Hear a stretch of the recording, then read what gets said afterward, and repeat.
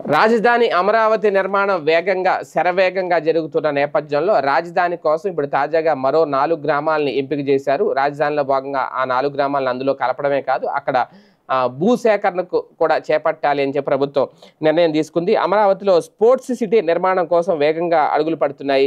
కృష్ణా నదిని ఆనుకొని ఉన్న ఎన్టీఆర్ జిల్లాలో ఉన్న 4 గ్రామాలను రాజధాని పరిధిలోకి తీసుకొచ్చేందుకు నిర్ణయించారు. ఇబ్రహీంపట్నం మండలంలోని త్రిలోచనాపురం, మూలపాడు, కొటికలపూడి, జమీమాచవరం ఈ 4 గ్రామాలను ఎంపిక చేశారట. ఈ గ్రామాల పరిధిలో భూములను భూ సమీకరణ విధానంలో తీసుకునేందుకు వీలుగా గ్రామ సభలు కూడా నిర్వహించారు. 4 గ్రామాల్లోని గ్రామ సభల్లో రైతులు భూములు ఇవ్వడానికి సంసిద్ధత వ్యక్తం చేశారు. స్పోర్ట్స్ సిటీ కోసం ఇంతకుముందు కృష్ణానదిలో ఉన్న చిన్నలంక, పెదలంక దీవులను పరిశీలించారు. ఇవి వరదకు మునిగిపోయే అవకాశం ఉండడంతో వాటిని వద్దనుకున్నారు. వీటికి సమీపంలోనే ఉన్న 4 గ్రామాలను ఎంపిక చేశారు. మూలపాడులో ఇప్పటికే 2 క్రికెట్ స్టేడియాలు ఉన్నాయి.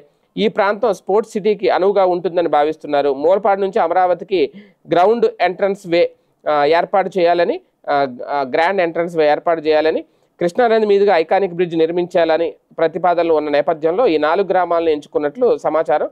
మూలపాడులోనే అంతర్జాతీయ క్రీడా యూనివర్సిటీని ఏర్పాటు చేయాలన్న ఆలోచన కూడా ఉన్నట్లు సమాచారం. మొత్తానికి నిజంగా అన్ని అంతర్జాతీయ జరుగుతున్నాయి.